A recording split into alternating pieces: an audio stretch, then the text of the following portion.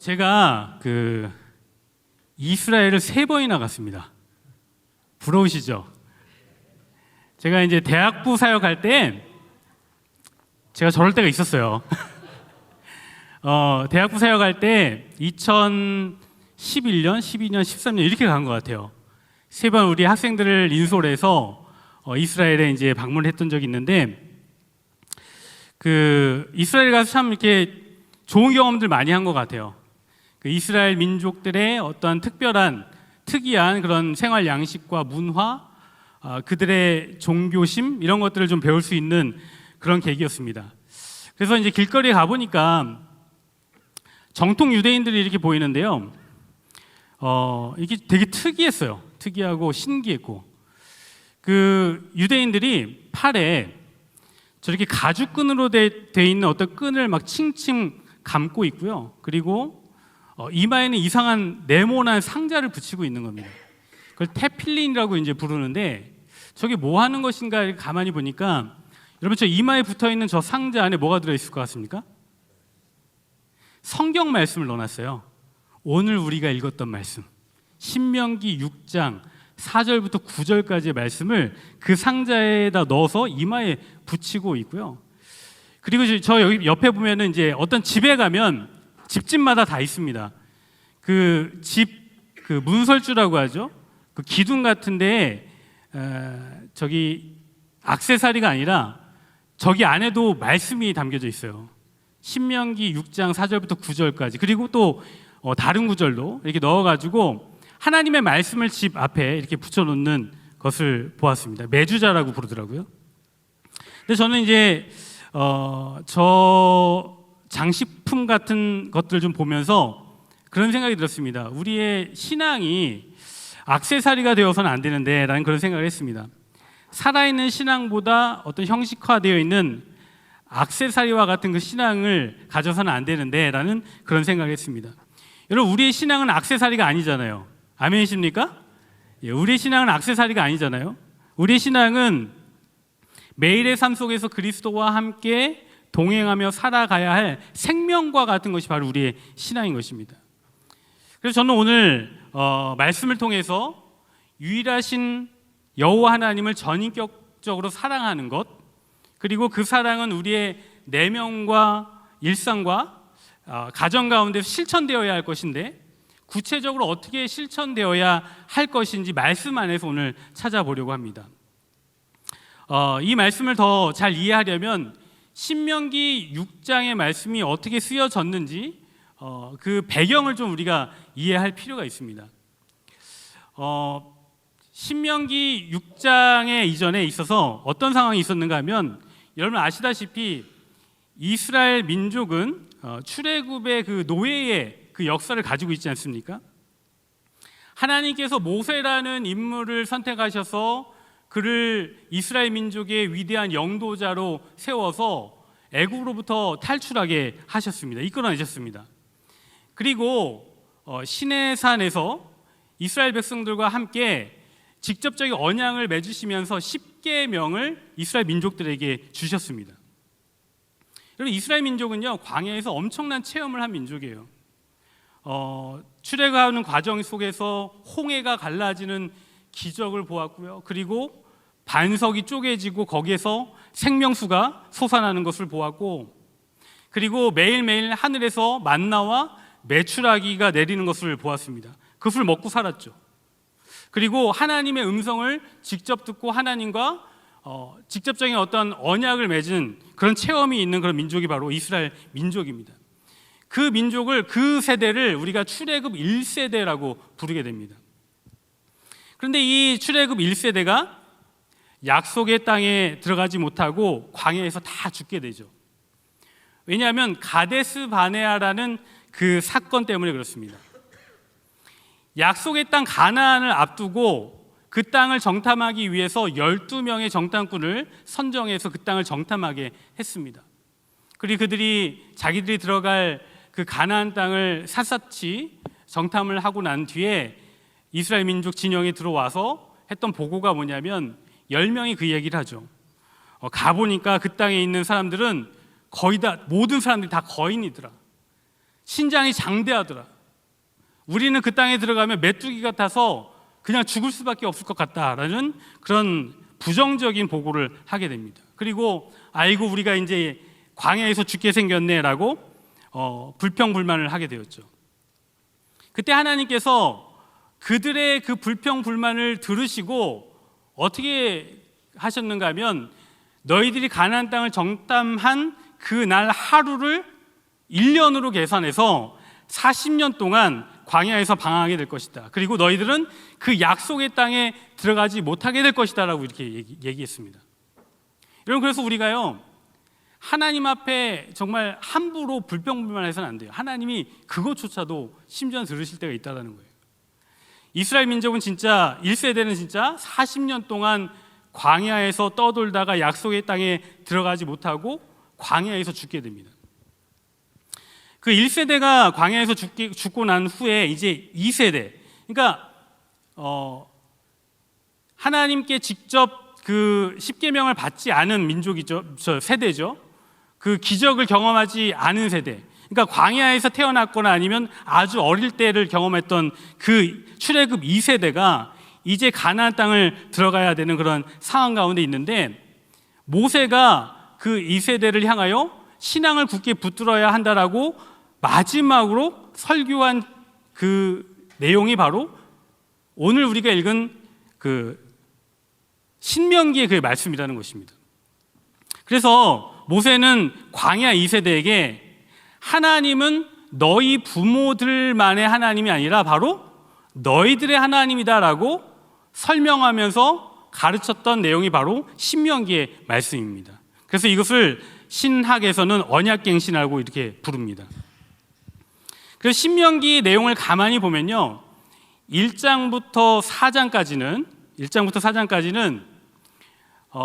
광야의 역사를 회고하는 그런 내용이 나옵니다. 40년 동안 역사를 돌아보면서 자기들이 어떻게 하나님 앞에 실패했고, 하나님은 그럼에도 불구하고 한결같이 신실하심으로 이스라엘을 대하셨던 것을 설명을 하고요. 그 신명기 5장에 가서는 그 시내산에서 받았던 그 십계명을 다시 한번 언급합니다. 그리고 백성들에게 이 하나님의 법을 지켜야 한다라고 얘기하면서 오늘 우리가 읽은 신명기 6장 말씀이 그 하나님의 법을 지켜야 할 이유가 무엇이고 구체적으로 어떻게 실천하면 좋을지 이야기하는 것이 바로 오늘 신명기 6장의 내용입니다. 신명기 6장 오늘 말씀을 4절부터 9절까지 우리가 듣게 되는데, 이게 왜 우리한테도 중요한가 하면은, 여러분 어떻게 보면 우리도 기적을 체험한 세대가 아니라 기적을 전해 들은 사람들이에요. 어떻게 보면 출애굽 2세대와 같은 존재들이 바로 우리와 저와 여러분들이라는 것입니다. 물론 여기 앉아있는 분들 중에는 신앙 1세대로서 하나님의 기적과 능력을 경험한 분들도 아마 계실 것입니다. 그렇다면 여러분들의 자녀가 바로 출애굽 2세대와 같은 그런 세대가 되겠죠. 그래서 여러분 수천 년이 지난 이 시점에도 이 말씀은 여전히 우리에게 적용되고 있다는 것입니다. 그래서 오늘 말씀을 통해서 하나님을 사랑하는 그 삶이 무엇인지 말씀을 통해 좀 깊이 생각해 보는 시간을 갖고자 합니다. 신명기 6장 4절 말씀인데 다시 한번 읽어보도록 하겠습니다. 시작. 이스라엘아 들으라, 우리 하나님 여호와는 오직 유일한 여호와이시니. 먼저 보면 이스라엘아 들으라 라고 말씀하시는데, 여기 들으라에 해당하는 말이 히브리어로 쉐마라는 단어입니다. 근데 이 쉐마라는 단어는 단순하게 우리의 귀로 들으라라는 그런 말이 아니라, 들은 내용을 마음으로 받아들이고 그리고 그것에 따라서 행동까지 옮기는 것을 포함하고 이야기하는 것이죠. 그래서 다시 말하면 듣고 뭐 하는 겁니까? 행하는 것까지 포함하고 있는 말씀이 바로 이스라엘아 들으라, 쉐마라는 단어인 것입니다. 그래서 하나님 나라의 그 언약 백성으로서 하나님의 말씀을 듣고 행하는 것을 지금 말씀하고 있는 것입니다. 이스라엘아 들으라, 우리 하나님 여호와는 오직 유일한 여호와이시니. 우리가 무엇을 들어야 하는가? 바로 유일한 여호와이신 하나님의 말씀을 들어야 한다라는 것입니다. 유일한 여호와. 여기서 유일한이라고 번역된 이 에하드라는 단어는 단순히 하나, 일 이런 숫자를 뜻하는 것만이 아닙니다. 당시 이제 가나안 사회는 여러 신들을 섬기는 다신 사회였습니다. 그래서 바알, 아세라, 아스다롯 같은 다양한 신들을 섬기는 다신론 사회였어요. 그래서 이 사람들이 어떻게 신을 섬겼는가 하면 자신의 필요에 따라서 그 신을 선정해서 그 신을 섬기는 그런 삶의 양식을 가지고 있는 그런 사람들이었습니다. 그래서 상황에 따라서 자기에 맞는 신을 선택해서 섬기는 그런 민족들이었던 것이죠. 그런데 이스라엘 민족에게 있어서 하나님은 그 가나안에 있는 어떤 신과도 견줄 수 없는 유일한 한 분이신 이 세상에 한 분이신 여호와 하나님이다라는 그런 신앙의 선포로서 에하드 여호와라고 이렇게 불렀던 것이죠. 그래서 우리 이 에하드의 하나님이신 한 분이신 하나님을 어떻게 섬겨야 하는가 이렇게 말씀하고 있습니다. 6장 5절에 어떻게 섬기라고요? 마음을 다하고 뜻을 다하고 힘을 다하여 내 하나님 여호와를 사랑하라. 잘못 붙었네요. 마음을 다하고 뜻을 다하고 힘을 다하여 내 하나님 여호와를 사랑하라. 이렇게 말씀합니다. 그러니까 여호와를 사랑하라라는 거예요. 여기에서 사랑하라라는 그런 표현은 어떤 감정적인 사랑을 말하지 않습니다. 감정적인 사랑만을 말하지 않습니다. 언약 안에서 한 분께 충성을 다하여 의지적으로 결단하여 하나님 섬기는 것을 이야기를 합니다. 그래서 마음을 다하고 뜻을 다하고 힘을 다하는 것이 바로 하나님을 사랑하는 방식에 대해서 이야기하는 것인데요. 마음을 다하고 이 레바브라는 그런 단어는 히브리 문화에서 단순히 이제 감정적인 그런 것들을 이야기하는 것이 아니라 생각하고 판단하고 결정하는 그 인간의 그 모습을 이야기하는 거예요. 그래서 오늘날로 말하면 마음을 다하여 사랑하라는 그 표현은 머리와 가슴을 다 하여서 합하여서 하나님을 사랑하라라는 그런 표현이 됩니다. 그래서 마음을 다하여 사랑한다는 것은 나의 모든 생각과 계획, 가치 판단의 기준 그 모든 것까지 하나님 앞에 맞추며 살아가는 것을 마음을 다하여 사랑한다라고 표현하는 것이고요. 그리고 뜻을 다하고 라고 되어 있는 이 뜻은 네페시라는 단어인데 영혼과 생명으로 번역되는 단어입니다. 그래서 이 네페시는 숨쉬고 먹고 마시고 살아간 인간 존재 자체를 이야기하는 것인데, 그래서 뜻을 다하고라는 것은 내 생명의 근원이 하나님이심을 고백을 하고 나의 욕구와 바람 그 모든 것을 주님의 뜻 아래 두고 목숨을 걸고 주님을 사랑하는 것을 이야기하는 것입니다. 그리고 힘을 다하여 내 하나님 여호와를 사랑하라. 힘이라는 것은 메오드라는 단어인데 이것은 원래 이제 매우 심희라는 그런 뜻의 부사인데 명사로 사용하면 어떤 뜻인가 하면 자신이 가지고 있는 모든 소유와 능력, 영향력 이런 것들을 표현합니다.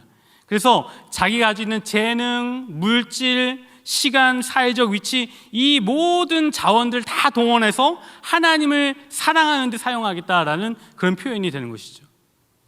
그래서 정리하면요, 마음과 뜻과 힘을 다하여 하나님을 사랑하라라는 것은 전인격, 전 존재, 전 자원으로 전적으로 하나님을 사랑하고 충성하겠다라는 그런 다짐이 되어버리는 것이죠. 여러분, 우리가 하나님을 사랑하고 또 우리가 하나님 앞에 온전히 모든 것을 드리며 나아가야 하는 그런 삶을 살아야 하는데, 우리가 살고 있는 이 세상은 특히 현대는요, 마음과 뜻과 힘을 다하여 하나님을 사랑하기가 참 어려운 그런 시대인 것 같습니다. 하나님을 전적으로 사랑하는 데 있어서 방해적 요소가 너무나 많은 거죠. 여러분, 오늘날 우리의 마음은요, 수도 없이 쪼개지고 나눠져 있습니다. 직장에서, 교회에서, 가정에서, 그리고 온라인에서 활동하는, 비추어지는 나의 모습이 각각 다 달라요. 직장에서는 성과와 효율을 쫓으며 살아가고 있는데, 주일날 교회 오면은 사랑과 희생을 이야기하는 게 우리입니다. 가정에서는 그토록 예민하고 또 숨도 못 쉬게 하는 그런 사람으로 서 있지만 교회만 오면 정말 목소리가 달라지고 한없이 좋아 보이는 그런 사람으로 변화되죠. 그리고 실제로는 불안과 외로움 속에 살고 있으면서 인스타그램에 올라가는 그 사진을 보면 어떤 사람입니까? 정말 행복하고 정말 여유로운 그 모습의 사람이지 않습니까? 이렇게 우리는 여러 조각으로 나뉘어져 있는, 마음이 파편화되어 있는 그런 삶을 살고 있습니다. 그러므로 하나님 앞에 온전한 마음으로 드리기 어려운 그런 삶을 살아가고 있는 것이죠. 그래서 우리가 머리로는 하나님을 유일한 하나님이다라고 고백하지만 실제적인 우리의 삶에서는 가나안 민족들처럼 정말 다신을 섬기듯이 쪼개진, 파편화된 그런 모습으로 살아가고 있는 것이 저와 여러분들의 그런 모습이에요. 하나님을 섬긴다 하지만 돈을 섬기고 자식을 신처럼 떠받들고 그리고 최고의 권력과 힘을 추구하며 살아가고 있는 모습이 우리의 실상의 모습인 것이죠. 마치 고대 사회의 그 가나안의 민족들이 필요에 따라서 자기가 필요한 신을 꺼내서 쓰는 것처럼 우리가 하나님을 우리의 필요에 따라 선택하며 살고 있는 것이 우리의 모습인 것입니다. 그래서 우리가 우리 하나님은 오직 유일한 여호와이시니라고 고백하면서 우리 삶 속에서 여러 선택지 중에 하나님을 하나로 선택하고 있지 않는가 한번 진지하게 한번 질문을 던져보면서 회개해야만 하는 것입니다. 오늘 말씀, 너는 마음을 다하고 뜻을 다하고 힘을 다하여 내 하나님 여호와를 사랑하라, 이 대목에서 예수님께서 동일하게 말씀하신 것이 아마 생각나실 거예요. 예수님에게 한 율법사가 찾아왔습니다. 그리고 예수님에게 질문했죠. 율법 중에 가장 큰 계명이 무엇입니까? 라고 물었더니 예수님께서 첫째 되는 가장 큰 계명이 무엇이라고 하셨습니까? 신명기 6장 5절이죠. 마음과 목숨과 뜻을 다하여 내 하나님을 사랑하라. 이것이 첫째 되는 계명이다라고 그 율법사에게 예수님께서 말씀하셨습니다. 그리고 예수님은 실제로 잡히시기 전날 밤에 마음을 다해 하나님의 뜻만을 구한 기도를 올려드렸습니다. 나의 뜻대로 마시고 아버지의 뜻대로 되기를 원합니다. 자기의 뜻을 내려놓았죠. 그리고 나의 뜻이 아닌 하나님의 뜻대로 십자가 위에서 생명을 내어놓으셨습니다. 죽기까지 복종하셨으니 곧 십자가에 죽으심이라. 마음과 뜻과 힘을 다하여 완전한 사랑을 하나님께 드린 분이 바로 예수 그리스도셨다는 것입니다. 여러분, 우리는 하나님 앞에 마음과 뜻과 힘을 다하여 하나님 앞에 온전히 드리기를 원하지만 우리는 너무나 연약한 존재들이어서 온전히 하나님 앞에 삶을 드리지 못하죠. 그러나 하나님 앞에 우리의 삶을 온전히 드릴 것을 소망하는 저와 여러분들이 되길 간절히 소망합니다. 하나님, 내가 온전히 하나님을 사랑하고 유일하신 하나님께 나의 그 모든 것을 드릴 수 있는 나의 인생이 될 수 있도록 나에게 힘과 능력을 허락하여 주옵소서 고백하는 저와 여러분들 되기를 간절히 소망합니다. 그리고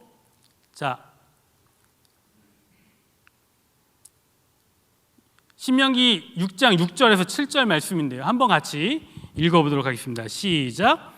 오늘 내가 내게 명하는 이 말씀을 너는 마음에 새기고 내 자녀에게 부지런히 가르치며 집에 앉았을 때든지 길을 갈 때든지 누워 있을 때든지 일어날 때든지 이 말씀을 강론할 것이며.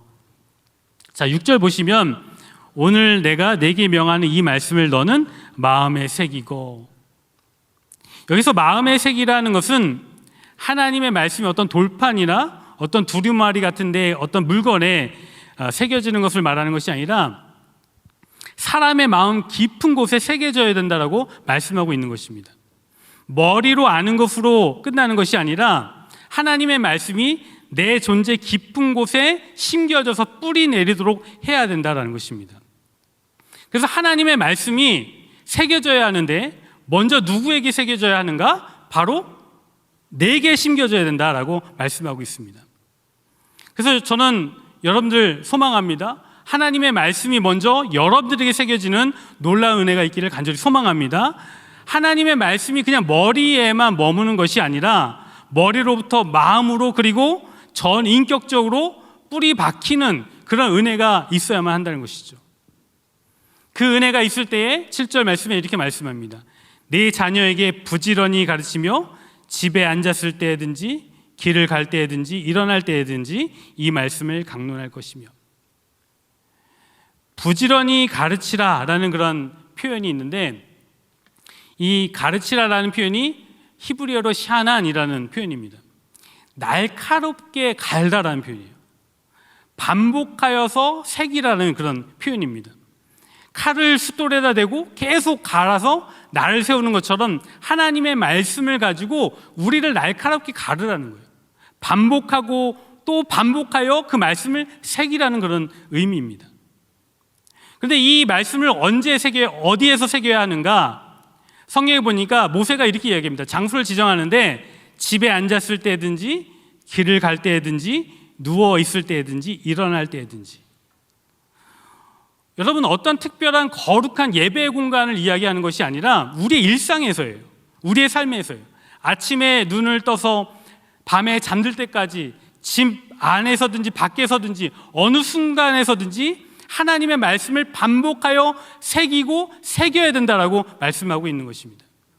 그리고 그 말씀을 새길 뿐만 아니라 이 말씀을 강론해야 된다 이야기를 합니다.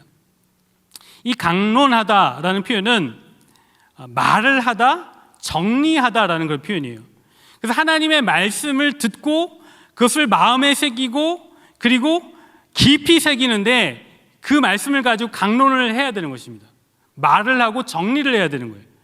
그래서 사도행전 17장에 나오는 베레아 사람처럼 하나님의 말씀을 간절한 마음으로 받고 그것이 그러한가 하여서 날마다 성경을 깊이 상고하는 모습, 그것이 바로 강론하는 그 모습인 것입니다.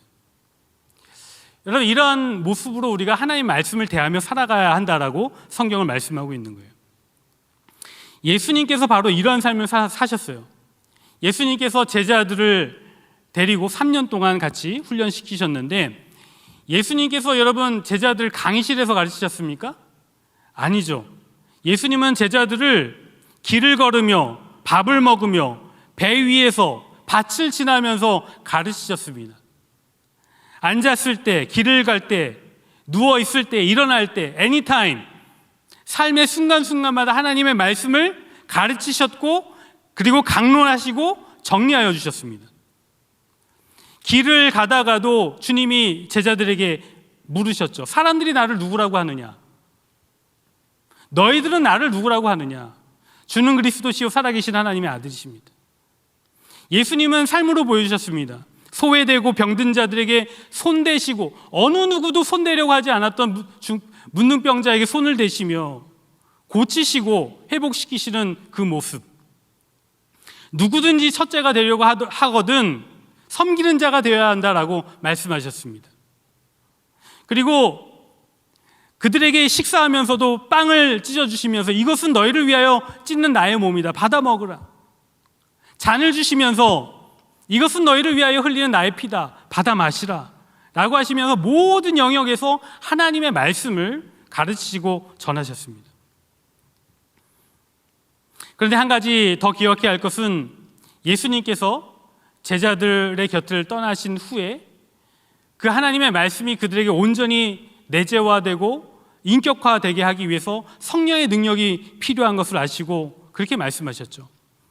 보혜사 곧 아버지께서 내 이름으로 보내실 성령, 그가 너에게 모든 것을 가르치시고 내가 너에게 말한 모든 것을 생각나게 하시리라. 성령을 제자들에게 보내주시고 우리에게 보내주심으로 말미암아 하나님의 말씀을 온전히 깨달을 수 있도록 우리에게 길을 열어주셨다는 것입니다. 그러므로 우리가 해야 할 것은 뭐냐면 매일의 반복의 그 거룩한 습관을 가져야 하는 거예요. 여러분, 오늘 수요 예배 이 띠이 뭡니까? Reading Jesus. 우리가 습관을 가져야 될 게 뭐냐면 바로 하나님의 말씀을 읽는 거예요. 그리고 삶의 자리에서 예수 그리스도를 읽어내는 것, 그것이 습관화되어야 하는 것입니다. 그리고 매일의 큐티, 하나님의 말씀을 묵상하는 것, 강론하는 것, 큐티 지저스, 큐티를 통해서 예수님을 찾는 그런 일상이 반복될 때 우리의 인격은, 우리의 영혼은 날카로운 칼처럼 갈아지고 예민하여지고 견고해진다는 것입니다. 하나님의 말씀 가운데 굳건히 서는 저와 여러분들 되기를 간절히 소망합니다. 그리고 또 말씀하시죠. 8절 9절 말씀 보시면 또 이렇게 말씀합니다. 같이 읽겠습니다. 시작. 너는 또 그것을 내 손목에 메어 기호를 삼으며 내 미간에 붙여 표로 삼고 또 내 집 문설주와 바깥문에 기록할지니라. 먼저 말씀을 어디에 매라고 합니까? 예, 손목에 매래요. 손목에. 여러분, 손은 성경에서 사람의 행동과 일을 상징합니다. 그래서 말씀을 손목에 맨다라는 것은 우리가 하는 모든 일, 일터에서의 업무, 손으로 하는 모든 일, 그 모든 일련의 활동과 행동이 손목에서 시작된다라는 그런 생각에서 이야기하시는 거예요. 여러분, 요즘에 피지컬 AI, 그 휴머노이드 로봇이 많이 지금 이슈잖아요. 개발되고 있고 아마 조만간에 우리 교회도 그 주방에서 로봇가 김밥을 말고 있지 않을까 그런 생각도 좀 해보게 되는데요. 휴머노이드 로봇이 개발되고 있습니다. 근데 여러분, 휴머노이드 로봇에서 가장 난이도가 높은 영역이 어딘가 하면 바로 손이래요. 손. 이 손 만드는 게 너무 힘들대요. 그래서 이것을 지금 계속 연구를 하고 있는데 이 손이 정말 예민한 거예요. 정말 손을 쥐는 힘의 강도, 느끼는 어떤 섬세한 느낌, 이런 것들을 구현해내기가 너무나 힘들다라고 합니다. 그런데 여러분, 과학자들이 지금 연구하는 게 뭐냐, 손을 만들어야 되는데 요즘에 무슨 연구를 하냐면 팔뚝을 연구를 해요. 손목을 연구합니다. 왜냐하면 손가락이 움직이려면 어디에서 조정을 해야 됩니까? 손목에 있는 힘줄이 이 손가락을 움직일 수 있는 어떤 텐션들을 만들어 내는 것이죠. 그래서 팔뚝, 손목을 연구를 한다라고 해요. 그런 의미에서 말씀을 손목에 맨다라는 것은 우리의 삶 속에서 실제적으로 행동하고 또 구현해내는 데 있어서 중요한 부위가 바로 손목이기 때문에 손목에 말씀을 메어야 한다라고 말씀하시는 것 아닌가 그런 생각을 합니다. 여러분, 여러분들의 손목에 하나님의 말씀이 매여 있으면 여러분들의 손으로 행하는 그 모든 일이 거룩한 일이 되는 줄 믿습니다. 그러면 하나님의 말씀이 손목에 메어져야 한다라고 말씀하고 있습니다. 두 번째, 내 미간에 붙여 표로 삼고. 아까 제가 사진 하나 보여드렸는데 그 유대인 랍비가 이마에, 그죠? 상자에다가 말씀을 넣어가지고 붙이고 그러고 있는 거예요. 미간에 붙여 표로 삼고. 근데 왜 미간에 말씀을 붙이려고 한 건가? 여러분, 눈과 눈 사이에 있는 이 미간은 생각과 판단, 세상을 보는 관점을 의미한다고 합니다. 그래서 말씀을 미간에 붙인다라는 것은 세상을 바라보는 퍼스펙티브가 뭐로 의한 것입니까? 하나님의 말씀에 의해서 주어진다라는 그런 의미인 거예요. 그래서 이 미간에 말씀을 붙인다는 것은 뭐냐면 가치관과 세계관이 뭐에 의해서 결정되어야 된다? 하나님의 말씀에 의해서 결정되어야 한다라는 그런 뜻입니다. 그래서 어떤 사건을 해석하고 사람을 평가하고 미래를 계획할 때 그 판단 기준이 바로 하나님의 말씀이어야 한다는 측면에서 네 미간에 하나님의 말씀을 붙여라, 표로 삼아라 라고 이야기한 것입니다. 그리고 또 말씀을 내 집 문설주에 붙여라. 여러분, 문설주는 집의 출입구예요. 출입구.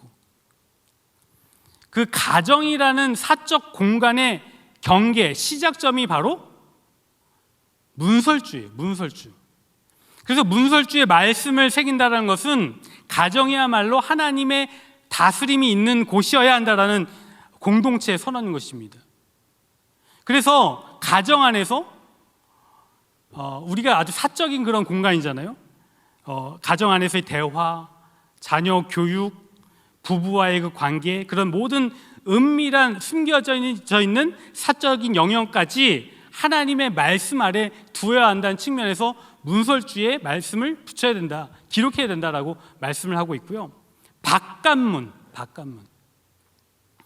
바깥문에 기록할지니라. 세상과 우리 가정의 접점이 바로 바깥문이에요. 바깥문. 그래서 이 바깥문이라는 것은 뭡니까? 사회생활이 시작되는 곳이잖아요. 우리가 밖으로 나갔을 때 사회로 발을 내딛는 곳이 바로 바깥문이잖아요. 공적인 영역의 시작인 것이죠. 그래서 하나님의 말씀의 지도와 이끄심이 바깥문부터 시작돼야 된다라는 측면에서 바깥문에 기록해야 된다라고 말씀하고 있는 것입니다. 그래서 이 네 영역을 합하면 그런 그림이 만들어지는 거예요. 말씀을 마음에 새겨야 된다. 마음에 새겨서 하나님을 사랑해야 된다. 그래서 그러기 위해선 손목에 말씀을 메고 미간에 붙이고 문설주와 바깥문에 그 말씀을 기록함으로 말미암아 하나님의 말씀이 손목부터 생각과 가치관과 그 모든 것, 그 집 안과 밖으로 하나님의 말씀의 지도를 받으면서 그것이 바깥까지 흘러가는, 하나님의 말씀이 세상을 덮는 그런 역사들이 나타나야 한다라고 말씀을 하고 있는 것입니다. 그래서 내 집 문설주와 바깥문에 기록할지니라. 여러분, 문설주와 바깥문에 기록하라라는 표현을 들을 때 떠올리는 장면이 있어요. 그게 바로 출애굽기 12장에 나오는 유월절의 사건입니다. 여러분, 유월절 사건에 그 10번째 재앙이 뭡니까? 장자의 죽음이었잖아요.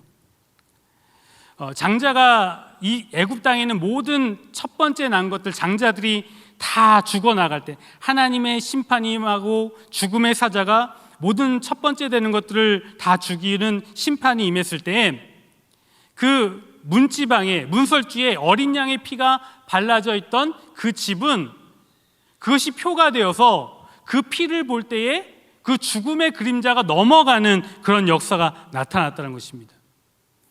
그래서 신명기 6장에서 모세는 문설주에 하나님의 말씀을 새기라고 명하고 있을 때에 무엇이 떠올랐겠어요?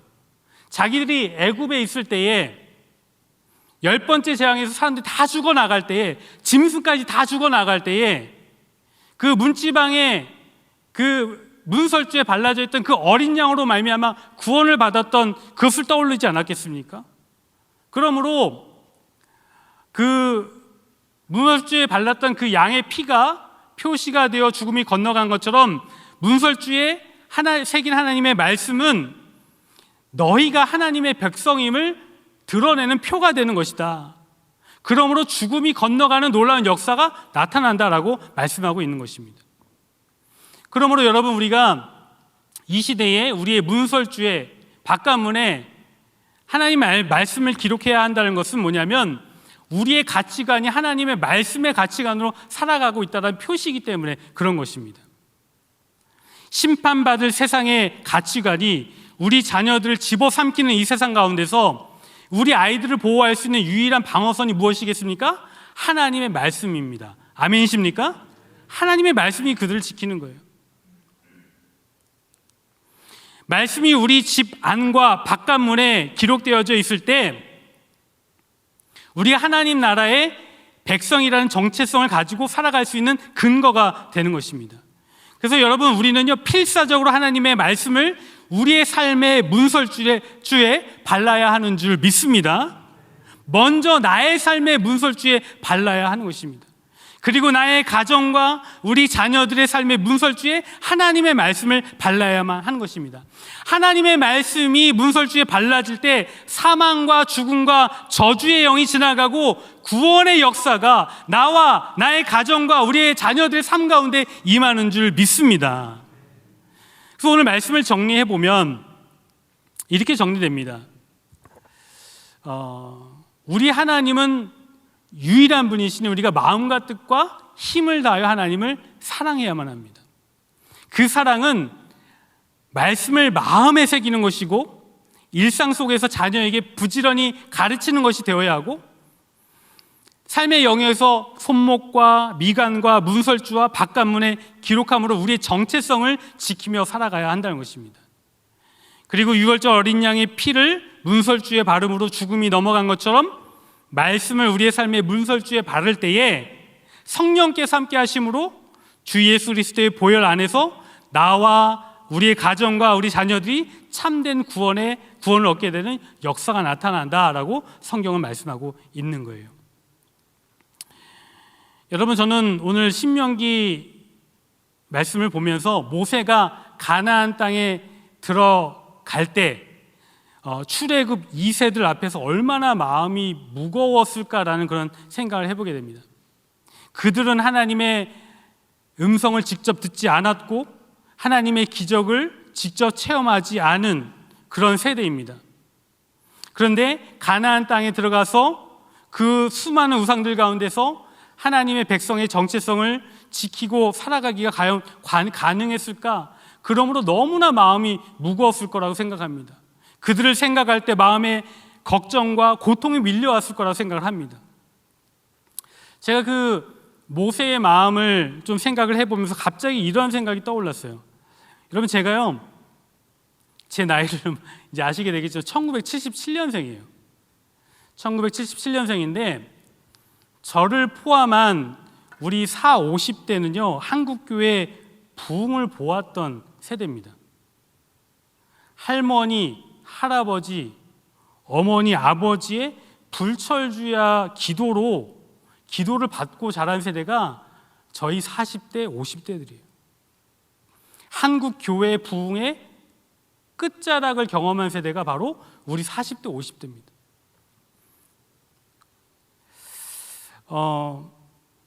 성장 과정에서 하나님의 큰 능력과 은혜들을 체험했던 세대가 우리 40대고요. 두란노, 경배와 찬양, 캠퍼스 워십, CCC, IVF, 그리고 YM 등 선교단체들이 정말 캠퍼스를 장악했던, 뒤흔들었던 그런 세대를 경험했던 세대입니다. 부흥 세대입니다. 매 집회 때마다 수천 명씩 젊은이들이 선교사로 헌신하겠다고 손을 들고 눈물 흘리며 일어났던 그 세대를 경험했던 세대가 바로 저의 세대입니다. 그런데 돌이켜보면 우리는 그 뜨거운 것들을 경험했지만 우리 자녀들은 그런 것을 경험해보지 못한 것 같습니다. 여러분 아시다시피 지금 어떤 세상이 펼쳐지고 있습니까? 여러분 지금 교회 학교가 없는 교회가 수두룩해요. 한국교회 가보시면 미주 한인교회도 마찬가지일 겁니다. 교회 학교가 없는 교회가 수두룩합니다. 그리고 교회 안에 교사들이 없어서 지금 아우성이에요. 그리고 이뿐만 아니라 여러분 지금 신학교들이 어마어마하게 문을 닫고 있습니다. 제가 뉴스를 보니까 올해 신학교가 한국을 이야기하는 건지 모르겠지만 20개 넘게 없어질 거다 이런 표현들을 씁니다. 신학교들마다 신학생이 없어서 문을 닫고 그러므로 더 이상 목회자들이 배출되지 않아요. 그러면 여러분 10년, 20년 흐르고 난 다음에 교회에서 말씀을 증거할 목회자를 찾기가 하늘의 별 따기가 되어버리는 거예요. 영적인 어떤 말씀을 전할 그리고 신앙생활을 할 그 기반들이 다 무너지는 흔들리고 있는 것이 우리의 현실인 것입니다. 여러분 모세는 모압 평지에서 과거에 홍해를 가를 때 반석을 쳐서 물을 낼 때 하늘에서 만나와 메추라기를 내릴 때를 그리워하고 한탄하기보다는 불순종한 것을 회개했습니다. 그리고 이 세대들에게 말씀을 다시 상기시키고 가르침으로 새로운 마음을 가지고 그 가나안 약속의 땅에 들어가야 하고 하나님을 사랑하며 주님을 섬겨야 된다라고 힘을 다하여서 이야기하였던 것입니다. 과거의 영광을 추억하며 탄식하며 사는 자로 머무는 것이 아니라 우리가 무너진 제단을 다시 세울 것을 생각하며 다음 세대를 위하여 눈물을 뿌리며 씨를 뿌리며 나아가는 저와 여러분들이 되어야 할 줄 믿습니다. 나만 부흥을 경험하고 끝날 것이 아니라 우리 다음 세대가 그 부흥을 경험해야 한다는 거예요. 여러분, 제가 목회하면서 베들교회 있으면서 막 그런 분들 이야기하세요. 옛날에 우리 청년들이 얼마나 많았느냐고 막 그렇게 얘기를 하셔요. 지금 뭐 그때 비하면 적다란 이야기를 하시는데요. 여러분, 그게 아니에요. 한국 가보세요. 청년들이 없어요. 교회 청년들이 없어요. 그리고 유학생도 없죠. 청년 세대가 한국도 그렇고 미주 지역도 그렇고 다 무너지고 있는 그런 세상입니다. 우리 교회가 못해서 주는 게 아니고요. 세상이 그래요, 지금. 이런 세대 가운데서 우리가 나는 부흥을 경험하고 나는 구원을 얻었고 그것을 끝나는 것이 아니라 우리 다음 세대가 하나님의 말씀을 듣고 그 말씀대로 살고 정말 하나님의 그 가나안 땅을 경험하며 나아가는 그런 은혜가 있어야 하는 줄 믿습니다. 우리가 과거에 좋았다라고 탄식하면서 그냥 과거를 향수하는 것이 아니라 지금부터라도 나와 우리 가정과 우리 모든 영역에 그 문설주마다 하나님의 말씀을 새기는 그 일을 감당해야 하는 줄 믿습니다. 유월절 문설주의 보혈이 발려져 있는 집마다 그 죽음의 그늘이 넘어갔던 것처럼 말씀이 우리의 삶의 문설주에 새겨질 때 죽었던 영혼이 살아나고 죽음이 힘을 잃고 생명의 역사가 나타나는 줄 믿습니다. 그런 역사가 바로 우리 베델교회로부터 시작되어야 하는 줄 믿습니다. 우리가 이 시대에 그냥 과거를 향수하고 살아갈 것이 아니라 우리가 앞으로 우리의 삶의 그 모든 영역에서 문설주에 하나님의 말씀을 새기고 하나님의 나라를 온전히 세우며 나아갈 것을 꿈꾸며 나아가는 우리 베델교회가 되기를 주님의 이름으로 축복합니다.